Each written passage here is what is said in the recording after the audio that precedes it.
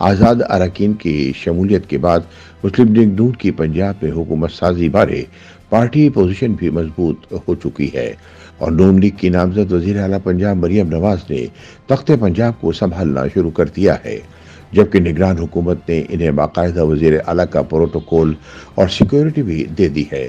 تاہم دوسری جانب پارٹی قیادت میں متحرک رہنے والے اور ماضی میں نواز شریف کے جانشین سمجھے جانے والے حمزہ شہباز موجودہ صورتحال میں مکمل طور پر خاموش ہیں۔ حالیہ سیاسی منظرنامے سے یہ بات مکمل طور پر واضح ہو چکی ہے کہ نواز شریف کی سیاسی جانشین اب مریم نواز ہیں۔ ایسے میں سیاسی مبصرین یہ سوال اٹھا رہے ہیں کہ حمزہ شہباز کا سیاسی مستقبل کیا ہوگا۔ خیال رہے کہ ماضی میں حمزہ شہباز پنجاب کے وزیر اعلیٰ اور اپوزیشن لیڈر بھی رہے ہیں۔ پارٹی کے اندر بھی ان کی گرفت خاص طور پر لاہور کی حد تک بہت مضبوط رہی ہے۔ تاہم اب ایسی صورتحال آ چکی ہے کہ ان کے قریبی رفقا کے مطابق وہ صورتحال سے زیادہ خوش نہیں ہیں۔ اردو نیوز نے حمزہ شہباز کے بہت قریبی ساتھی سے اس حوالے سے بات چیت کی ہے۔ ان میں سے ایک نے نام نہ ظاہر کرنے کی شرط پر بتایا، حمزہ شہباز اپنے آپ کو لیفٹ الون محسوس کرتے ہیں اور وہ اگلے سیاسی منظرنامے میں پنجاب میں اپنا کوئی کردار نہیں دیکھ رہے ہیں۔ ہم نے انہیں مشورہ دیا ہے کہ وہ وفاقی حکومت میں اپنے لیے کوئی راستہ نکالیں، کیونکہ وہ اپنے والد کے ساتھ کام کرنے میں اب بہت بہتر محسوس کرتے ہیں۔ خیال رہے کہ حمزہ شہباز نے لاہور سے قومی اور صوبائی اسمبلی کی 2 نشستیں جیتی ہیں۔ ان کے قریبی دوست نے بات جاری رکھتے ہوئے بتایا کہ حمزہ شہباز کا مزاج جارحانہ نہیں ہے، لیکن انہوں نے پارٹی کے لیے ماضی میں بہت محنت کی ہے، جس کے ثمرات ہر کسی کو پتہ نہیں ہیں۔ ہمیں تو اب بھی لگتا ہے کہ ان انتخابات میں اگر پولنگ ڈے کی ذمہ داری ان کے پاس ہوتی تو نون لیگ کا وہ ووٹر جو بالکل نہیں نکل سکا، اس کو نکالنا آسان ہوتا۔ بہرحال اب جو ہونا تھا وہ ہو گیا، لیکن ایک بات طے ہے کہ حمزہ شہباز پنجاب کی بننے والی حکومت میں اپنے لیے کسی قسم کی وزارت یا کسی دوسرے کردار میں دلچسپی نہیں رکھتے۔ یاد رہے کہ پنجاب میں عثمان بزدار دور میں حمزہ شہباز اپوزیشن لیڈر تھے اور ان کا زیادہ تر وقت جیل میں گزرا۔ اسمبلی اجلاسوں میں شرکت کے لیے اس وقت کے اسپیکر پرویز الہی ان کو اجازت نامہ جاری کرتے تھے۔ بعد ازاں انہوں نے پرویز الہی کے مقابلے میں وزیر اعلیٰ کا انتخاب بھی لڑا اور ایک طرح سے وزیر اعلیٰ بن بھی گئے، تاہم سپریم کورٹ کے ایک فیصلے کی وجہ سے وہ زیادہ دیر اس عہدے پر نہ رہ سکے۔ سینئر صحافی اجمل جامی سمجھتے ہیں کہ حمزہ شہباز کو مرحلہ وار نون لیگ کی اندرونی سیاست سے الگ کیا گیا ہے اور اس کا خمیازہ نون لیگ کو ان عام انتخابات میں بھگتنا پڑا۔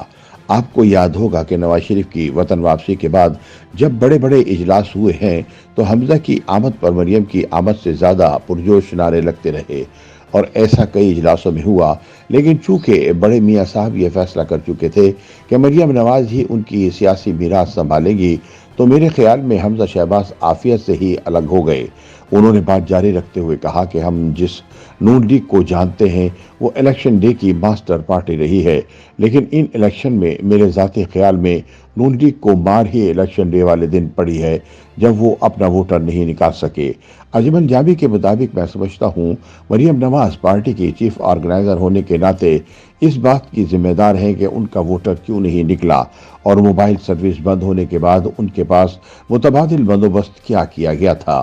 اجمل جامی کے بقول یہی صورتحال میرے خیال میں نون لیگ پڑھ نہیں سکی، اور اگر حمزہ شہباز کے پاس یہ ٹاسک ہوتا یا وہ ایکٹیولی پارٹی میں اپنا کردار ادا کر رہے ہوتے تو صورتحال یکسر مختلف ہو سکتی تھی۔